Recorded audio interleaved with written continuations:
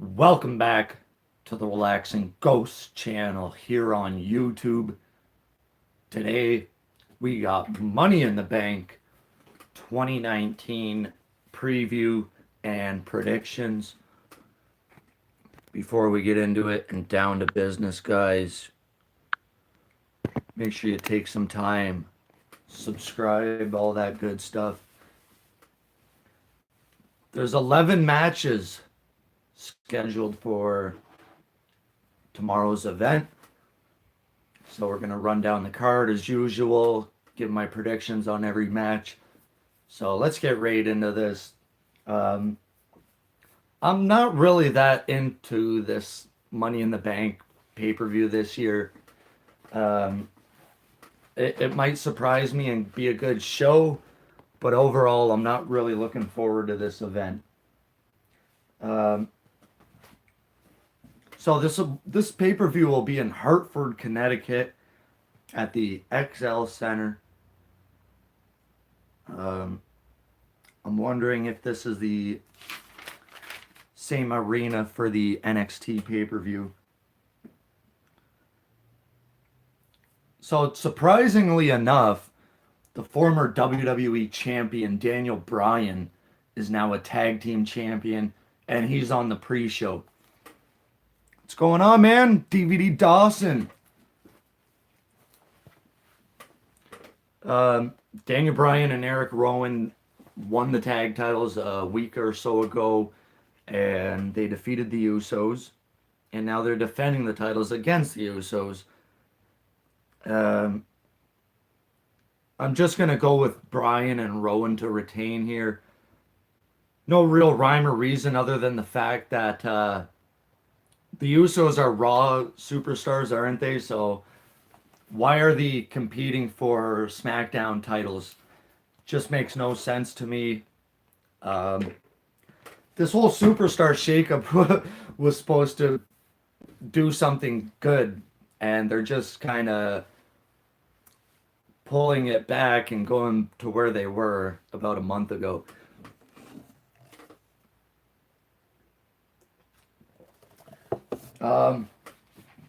So I guess the main card will be about 4 hours. Yeah, this whole wild card rule, I think this wild card rule is going to be for the whole roster eventually. There will be no brand split by the end of 2019. I'm going to predict that right now. Once they go to Fox, I'm sure they're going to be losing their shit, and Vince is going to be like, all right, we need everyone on all hands on deck. You go to Raw, you go to SmackDown. Most guys will be going back and forth. I'm sure there will be, mainstays on Raw, SmackDown, but for the most part, I can see the majority of superstars going back and forth between brands. And I'm going to guess they're going to consolidate the Raw and SmackDown women's titles into one championship, and they're going to do the same with the tag titles. Right now, the tag team division is just, not good. We actually have a cruiserweight title match on the main card, as it seems right now. New champion Tony Nese defending against Arya Daivari. I'm actually going to pick a new champion here, Arya Daivari. This guy's got something. And, I've never really been a fan of the way WWE presents its cruiserweight division today. 205 Live, and I just don't like it. I don't think it needs its own show. It's not that high in the pecking order to get its own show. Tony Nese, I've seen him a few times. Not really a fan of his. I think Arya Daivari takes the title here. Next match, a match we should have got at WrestleMania for the United States Championship. Rey Mysterio challenging for the U.S. title. I think these guys will have a decent match.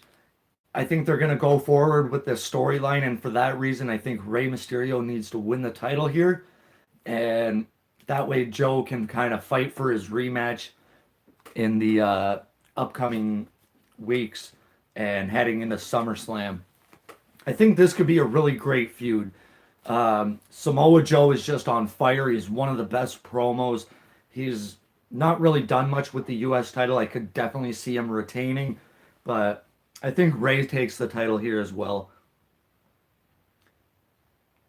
Next up, we got a steel cage match on uh, Money in the Bank. I almost said Extreme Rules. So Extreme Rules will be after this show. After the Saudi show and whatever. NXT 25. But the next traditional pay-per-view will be Extreme Rules. So that kind of threw me off. Steel cage match. The Miz versus Shane McMahon. I think this is where Shane McMahon crashes and burn. We did see sort of this at WrestleMania. Shane McMahon kind of sneaking out with a win and kind of upsetting The Miz at WrestleMania. I don't think that's going to happen here. Shane McMahon's going to go for that one high risk and it's going to cost him. Miz gets the win here. That's my prediction. Next up, Roman Reigns versus Elias. Again, I'm not really into this version of Elias. Just coming in, trashing the town every week. I think we've seen that too many times. The cheap heat stuff doesn't work for me. I just think there's so much more you can do in 2019. It's hard to bet against Roman Reigns, and he's going to be my prediction here. I really don't see Reigns losing much in this year. I do think we're going to have Becky Lynch's title matches apart from each other. I don't think they're going to be back to back. So I think right now would be Becky's first title defense versus Lacey Evans for the Raw Women's title. This one I'm on the fence about. I could see it going both ways. I do feel that Becky retains here. And we still don't have a... I do think we'll also see the Money in the Bank matches. One open the show, one closer to the end of the show. Again, those, two high-profile matches. They're not going to do them back-to-back either. What should Becky retain both titles? Let me know in the comments below. What do you guys think about this? Should Becky lose both titles? Should she lose one? Should they just unify both titles by now? Is this a lost storyline here with Becky and both titles? I think they lost a lot of momentum there heading into WrestleMania. They kind of dropped the ball on this, and we're feeling the effects right now. Yeah, I think Becky should lose one of the titles, but I don't think Charlotte should be a 9-time champion just yet. It's kind of like Charlotte wins a title, she loses it to someone. She wins it back, she loses it to a different person. Wins it again, loses it to another person. I think it's time to kind of rotate Charlotte out of the title picture for a while and kind of get some fresh faces up in the title scene like they're doing with Lacey. She could still be in a high-profile match. She doesn't need to be in the title picture every month. My pick here is, hey man, Extreme Wrestling. I'm going to go with Becky to retain here for the Raw Women's title. And for the next match, I'm also going to predict the SmackDown Women's title. I'm just going to predict them both right now. I'm going to say Becky walks or wins both of these matches, but I wouldn't be surprised if if we see a women's cash in at the same time. You know, a woman has never cashed in on the same night unless you're Alexa Bliss, right? Alexa cashed in same night. Yeah. So they've already done that before. I really don't see them doing it again. But that's awesome, man. WrestleMania 35 on Extreme Wrestling's channel. Check it out, guys. June 3rd, Wrestling 2 Sweet. What's going on, guys? Everyone's in the chat now. So I'm going to go with Becky to retain both titles, but I wouldn't be surprised to see a woman cash in after one of these matches. And, you know, if they're going to go with this Becky two belts thing, give it a little bit of time. Don't just pull the title off her right away. It's only been a month. Let's get into these Money in the Bank ladder matches. First up, it just completely bothers me how they word these matches. We have the men's Money in the Bank ladder match for a WWE Championship contract, a women's Money in the Bank ladder match for a women's championship contract. Just call it the women's Money in the Bank ladder match. Is that so hard? We know what it's for. It's for a championship contract. It doesn't need to be in the match description. First up, the men's Money in the Bank ladder match. Braun Strowman was pulled from the match for whatever reason unknown. But we do have 8 guys in the match. We have 8 gals in the other match. We got Sami Zayn, Ricochet, Drew McIntyre, got Baron Corbin, Ali, Finn Balor, Andrade, and Randy Orton. You know, there have been a couple winners in this match before. Baron Corbin, a former Money in the Bank winner, as well as Randy Orton. I'm going to kind of just cut those guys out just for the sake of they're already former winners. I really enjoy what Sami Zayn's doing right now. I'd like to see him get the shot. At the beginning of the year, my pick was Drew McIntyre to win Money in the Bank. He's going to be my first pick. And I'm going to also go with Sami Zayn as the dark horse. I think WrestleMania 35 might be out in another week or so. If it's not this week, it'll be the following week. We're about a week or two behind. Let's see the date here. Might be the June 11th, Tuesday. So Sami Zayn or Drew McIntyre, those are going to be my picks. I would love to see Ricochet win it. You know, it's been a while since we had a clear-cut babyface win the Money in the Bank and cash it in honestly. I would love to see something like that done again. Yeah, we're going to see Ricochet do something insane. You know, Ricochet is on fire. He's one of my favorites to watch. Let me know your thoughts on this. I compared Ricochet to Rey Mysterio in the point that in the early to mid 90s, Rey Mysterio was doing things we never seen before and was always like crazy as ever. And you always wanted to see more of him because he always did something new. And that's why I compared Ricochet to Mysterio. So Ricochet is a guy you want to see him succeed. You want to see what he's going to do next. He's always coming up with new moves and really crazy stuff. Let's get into the women's Money in the Bank match. Missed a comment there.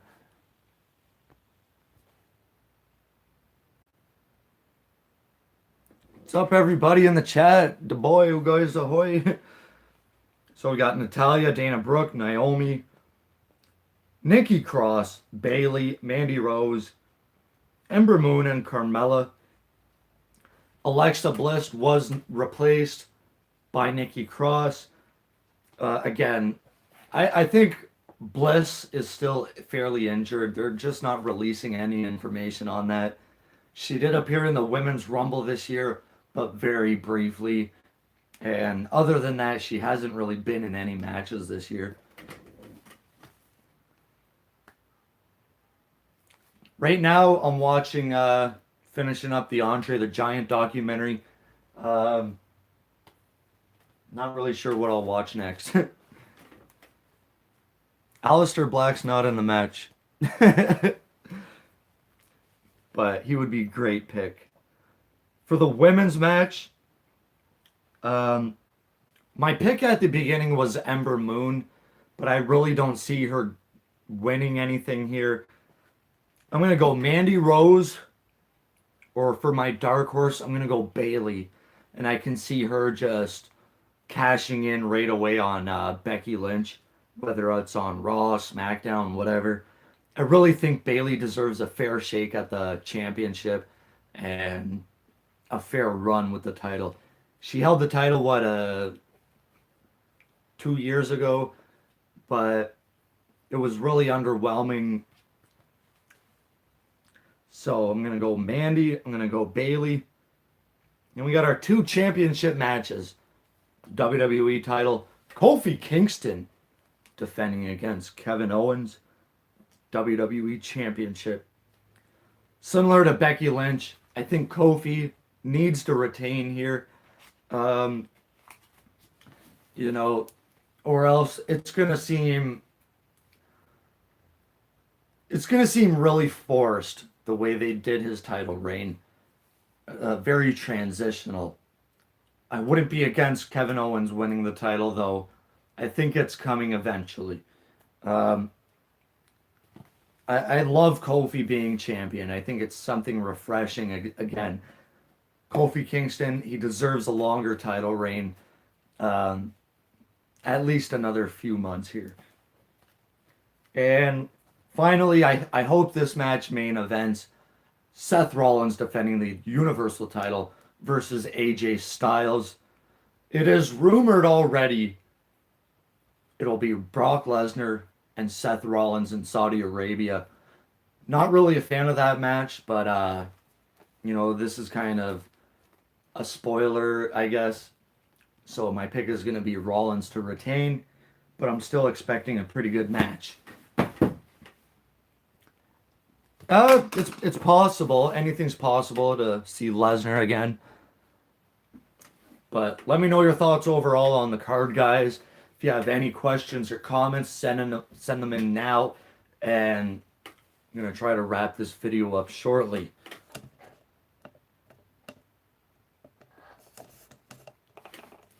Will Lesnar be at Money in the Bank? Not that I've heard.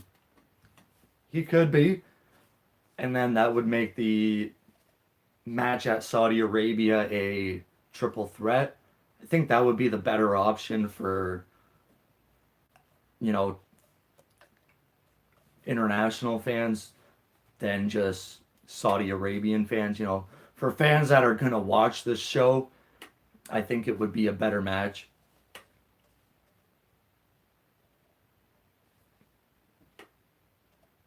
Yeah, you know what? I think we could see Bray Wyatt debut or return at Money in the Bank. Bray Wyatt's had some of the best returns in WWE over the last few years. When he returned at Hell in a Cell, um, he always came up with interesting ways to return. Maybe he'll interrupt this title match between Rollins and Styles. He called out Reigns and Rollins recently. Maybe we'll see Jon Moxley make his debut in WWE and take out Rollins. Um,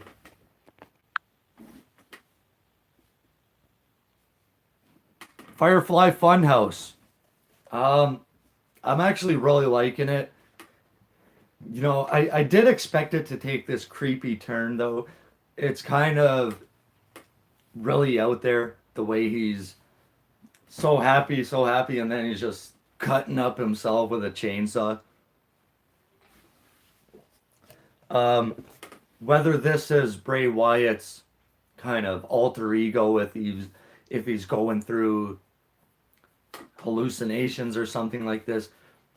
My personal thoughts are, whether they acknowledge this or not, is he's been under medication and kind of like Prozac, something like this, for depression, and now his mind is just warped, where he's super happy one minute, he's really evil the next minute, and kind of that's how the result of this came along.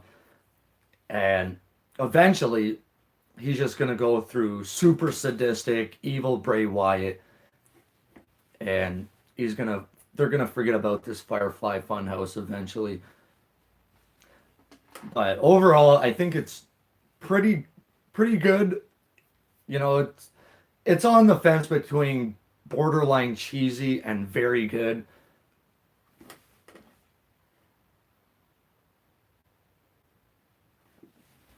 You know what? Money in the Bank's always a good pay per view overall. So I would recommend you guys picking up the DVD. We always have great ladder matches, a couple of good championship matches. Um, Money in the Bank is usually one of the better pay per views of the year. If you look back over the past 10 Money in the Banks. So let me know your thoughts on this, guys. I'm going to wrap it up now. Take some time, subscribe. If you have any suggestions, any reviews you'd like to see, make sure you drop a comment down below. We'll talk to you later. Peace.